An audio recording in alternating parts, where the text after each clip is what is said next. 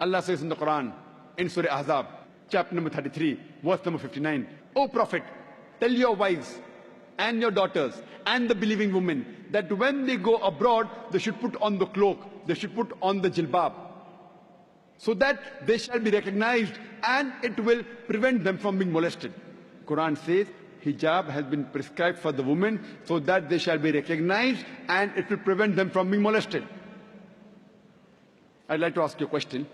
That suppose two twin sisters who are very beautiful, who are equally beautiful, if they are walking down the streets of Dubai, walking down along the Corniche, and if one twin sister, she is wearing the Islamic hijab, the complete body covered except the face and hands up to the wrist, and the other twin sister, she is wearing the Western clothes, the mini skirts or shorts, and if both of them are walking down the streets in Dubai along the Corniche, and if on the side there is a ruffian who's waiting for a catch, who's waiting to tease a girl, I'm asking the question, which girl will he tease?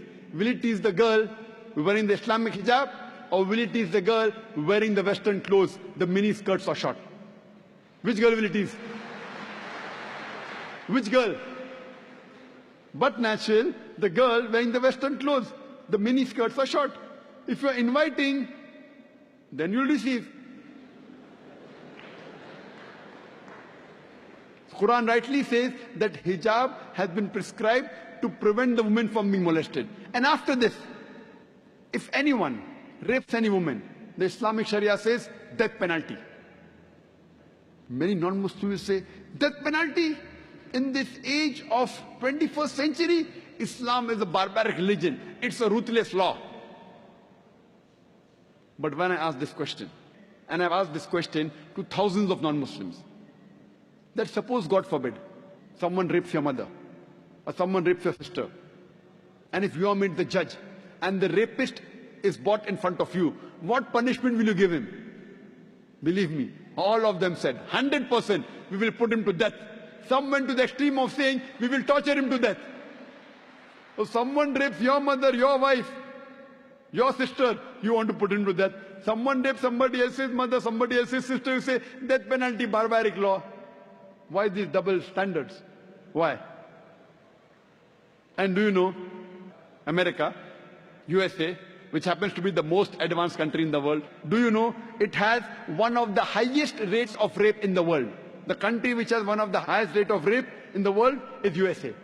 According to the FBI statistics of 1990, every day 1,756 cases of rape took place. According to the statistics of US Department of Justice, in 1996, every day 2,713 cases of rape took place. 1990, 1,756. 1996, 2,713. Maybe the Americans got bolder. In 6 years' time, they got more bold.